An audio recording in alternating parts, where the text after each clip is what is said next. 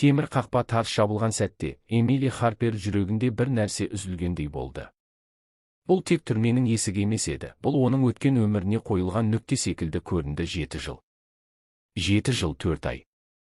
Ол бұл уақытты санап үйренген. Себебі әр күні әділетсіздікпен өткен. Эмили бостандыққа шыққанда қолында бір ғана қағаз және қалтасында бірнеше $. болды. Бірақ ең ауыры, ол өзімен бірге бір шындықты алып шықты. Ол ешкімді өлтірмеген.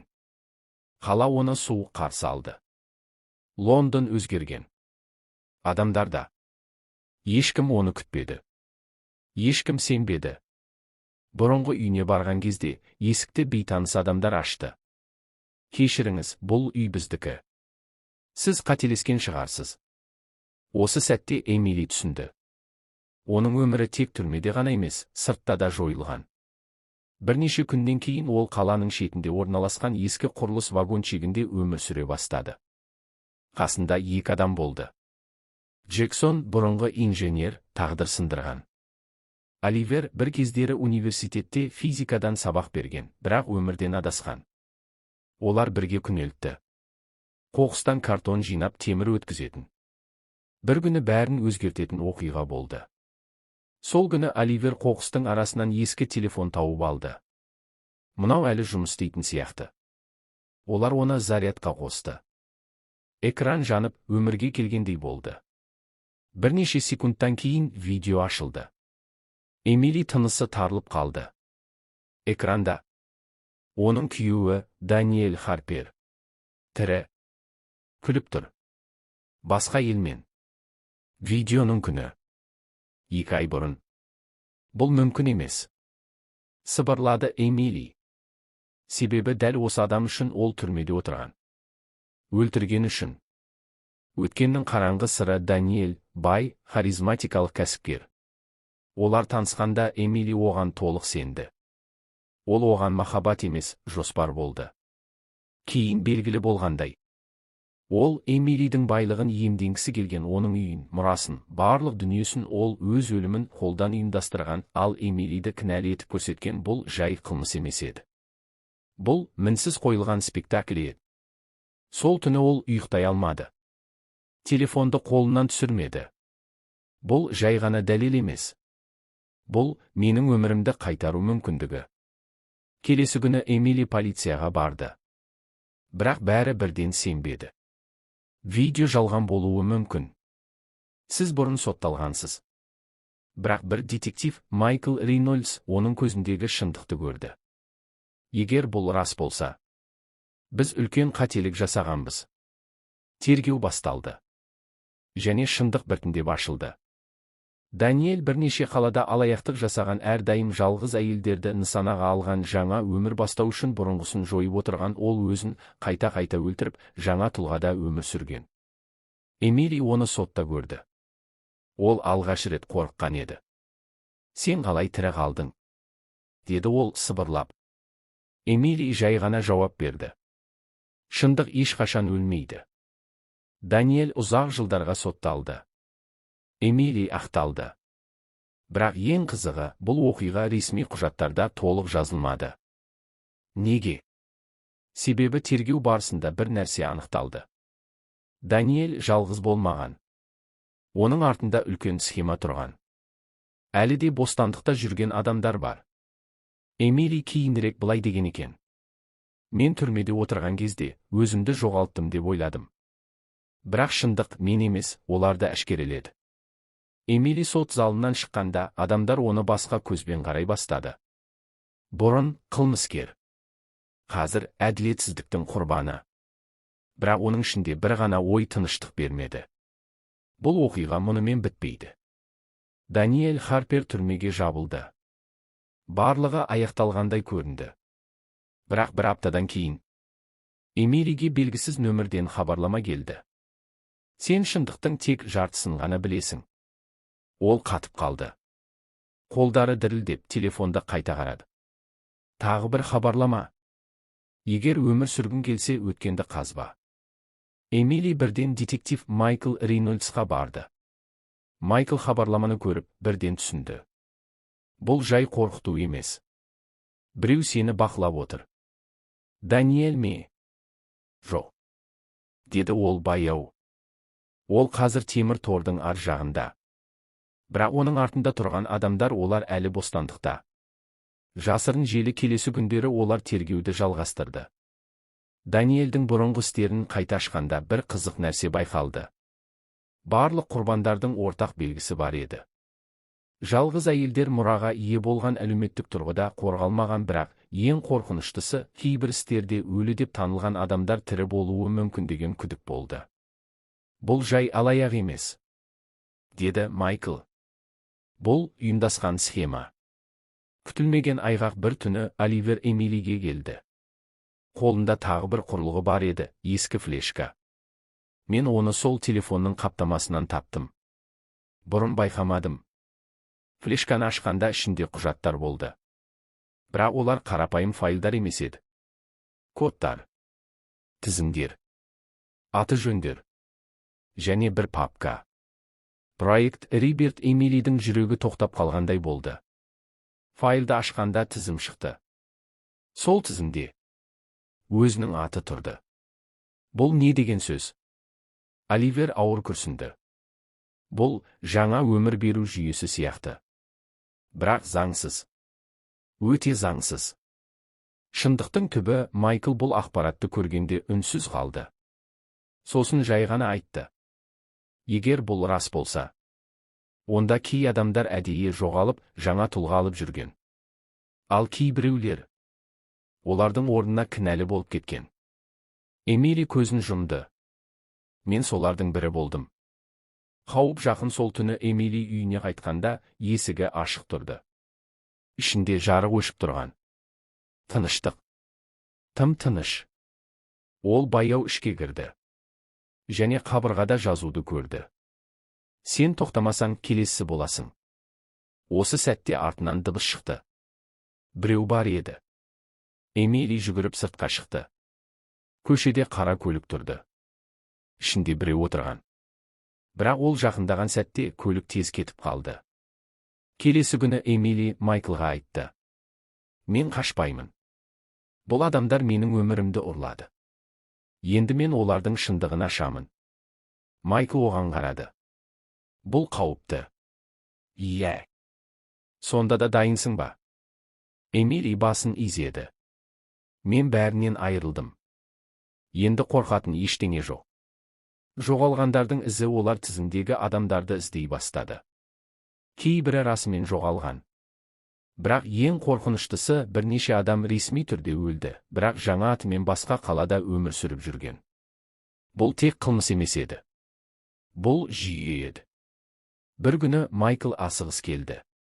Біз орталықты таптық. Қайда? Қала сыртында. Ескі клиника. Сол түні олар сол жерге барды. Қараңғы. Тастанды ғимарат. Бірақ ішінде жарық бар еді. Эмили ішке кіргенде оның жүрегі тоқтап қалғандай болды. Қабырғаларда фотолар ілулі тұр. Жүздеген адамдар. Жоғалғандар. Өлді деп саналғандар. Және бір бөлмеде компьютер қосулы тұрды. Экранда жазу жыпылықтап тұр. Welcome back, Эмилия. Осы кезде артынан дауыс шықты. Сен тым алысқа бардың. Эмили баяу бұрылды. Көздері кең ашылды. Себебі оның алдында тұрған адам. Эмили баяу бұрылды. Жүрегі қатты соғып тұр. Алдында тұрған адамды көрген сәтте оның тынысы тоқтап қалғандай болды. Бұл мүмкін емес, алдында тұрған Даниэль Харпер емес еді. Бірақ өте ұқсас. Жоқ. Тіпті ұқсас емес, дәл өзі. Сен, иә, деді ол суық дауыспен. Мен сен ойлаған адам емеспін. Майкл бір қадам алға шықты. Қолдарыңды көтер. Полиция. Бірақ бейтаныс адам жай ғана жымиды. Сендер әлі түсінбей тұрсыңдар. Ол компьютерге жақындап бір батырманы басты. Экранда ондаған файл ашылды. Фотолар. Бірдей адамдар. Бірдей жүздер. Бірақ әртүрлі аттар. Бұл не? Деді Эмили сыбырлап. Бұл сенің әлеміңнің шындығы. Ол экранға нұсқады. Даниэль бір адам емес. Ол жоба. Проект Ребирт бұл тек жеке тұлғаны өзгерту емес. Бұл адамды толық қайта жасау. Эмилидің көздері кеңейіп кетті. Клондау ма? Жоқ, деді ол. Одан да жаман. Тұлғаны өшіру, біз адамдарды өлтірмейміз. Біз оларды өшіреміз. Естеліктерін, жеке тұлғасын, өмірін. Сосын жаңа адам жасаймыз. Майкл ашуланып кетті. Бұл заңсыз. Бұл адамзатқа қарсы қылмыс. Жоқ, деді ол тыныш. Бұл болашақ.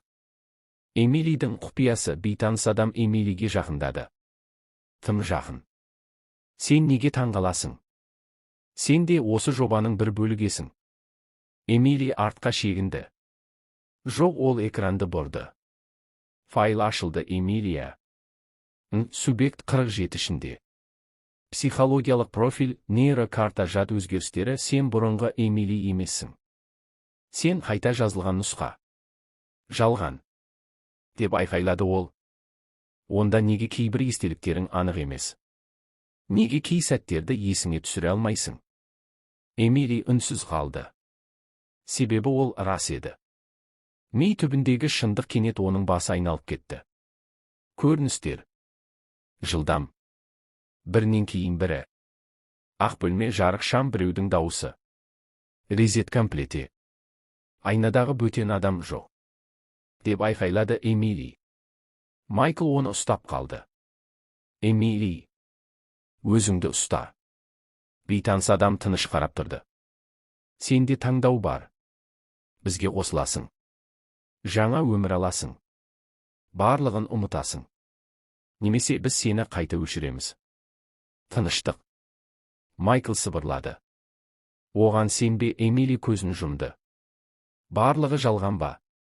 Оның өмірі, оның сезімдері, оның күресі шешім сәті. Эмили көзін ашты. Және жай ғана айтты. Жоқ. Мен шындықты таңдаймын. Бейтаныс адам күрсінді. Онда кешір. Ол батырмаға қол созды. Бірақ сол сәтте Майкл оқ атты. Дыбыс жаңғырып кетті. Экран сөнді. Жарық өшті. Қараңғылық, барлығы қараңғыға батып кетті. Эмили тек бір нәрсені естіді. Сен әлі оянған жоқсың. Күтілмеген соңға Эмили көзін ашты. Ақтөбе. Таза бөлме. Тыныштық. Ол қозғалды. Қолында білезік. Медициналық. Есікте жазу тұр. Субъект 47 ставле және сырттан дауыс естілді. Жаңа цикл бастаймыз ба?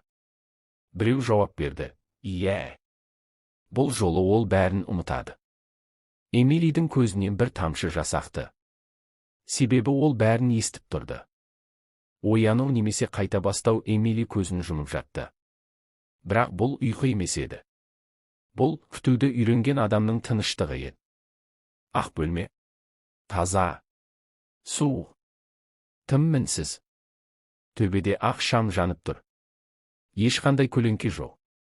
Ол қозғалмай жатты. Бірақ ойы тоқтамады. Мен бәрін ұмытуым керек еді, бірақ ол ұмытпады. Эмили түсінді. Жүйе қателесті. Олар оның есін өшіруі керек еді. Бірақ бір нәрсе дұрыс болмады. Сырттан дауыстар естілді. Субъект 47 дайын ба? Иә. Жад толық тазаланған. Бұл жолы қателік болмауы тиіс. Эмили ішінен күліп жіберді. Қателік әлдеқашан болды. Ол көзін жай ғана ашты. Бірден емес. Баяу. Жасанды түрде. Есіктің ар жағында камера бар екенін білді. Олар оны бақылап отыр. Оянды. Деді бір дауыс. Есік ашылды. Ақ халатты екі адам кірді. Сәлем, Эмили. Ол үнсіз қарады. Сен қайда екеніңді білесің бе? Кішкене кідіріс. Сосын Эмили жай ғана сыбырлады. Жоқ, олар бір-біріне қарады. Жақсы. Процесс сәтті өткен. Келесі күндерде олар оны тексерді. Есін, реакциясын, эмоциясын. Эмили бәрін мінсіз ойнады. Ол ештеңе білмейтін адам сияқты болды. Қорыққан. Әлсіз. Таза. Бірақ шын мәнінде ол бәрін бақылап отырды. Құпия есік бір күні оны басқа бөлмеге апарды. Жаңа тест. Сол кезде ол байқады. Қабырғада кішкентай жарық индикатор. Жасыл. Демек, есік электронды. Ол бір нәрсені есіне түсірді. Оливер айтқан еді, кез келген жүйеде әлсіздік болады. Сол түні барлығы өзгерді. Жарық бір сәтке жыпылықтады. Эмили қолындағы білезікті қабырғаға соқты. Ұшқын шықты. Жүйе бір секундқа тоқтады. Сол жеткілікті еді. Есік ашылды. Эмили жүгірді. Дәліз ұзын. Қараңғы. Қызыл жарық жанып тұр. Дабыл қосылды. Субъект 47 ес-пакет қашу. Ол бұрылысқа жеткенде күзетші көрінді. Бірақ Эмили тоқтамады. Ол бұрынғы Эмили емес еді. Ол аман қалуды үйренген. Қатты соққы. Күзетші құлады. Эмили кілтті алды. Жүгірді. Сыртқа шығу. Соңғы есік. Ауыр. Темір. Ол ашты. Және сыртқа шыққанда ол тоқтап қалды. Бұл орман емес. Бұл қалада емес. Бұл кешен. Үлкен. Жасырын. Және ең қорқыныштысы. Сыртта жүрген адамдардың ішінде өте көп таныс жүздер болды. Бірдей. Әртүрлі киімде. Әртүрлі өмірде. Бірақ бір тұлға. Эмили сыбырлады. Бұл бәрі жалған. Артынан дауыс шықты. Қашып құтыламын деп ойладың ба? Ол бұрылды. Сол адам. Бұл жер тек бір база. Жоба бүкіл әлемде бар. Сен тоқтата алмайсың. Эмили тыныш тұрды. Сосын жымиып жіберді. Жоқ. Бірақ мен бастай аламын. Ол қолындағы құрылғыны көрсетті. Флешка Оливер берген. Барлық дерек осында. Енді бұл шындық жасырынып қалмайды. Экран қараяды. Хабар тарайды. Жасырын үйім әшкереленді. Бірақ бір бөлмеде біреу экранға қарап отыр. Жымиып. Қызық, субъект 47 ойлағаннан да мықты екен. Жаңа жоба бастайық. Экранда жазу пайда болды. Проект Rebirth 2.0 соңы әлде басталуы.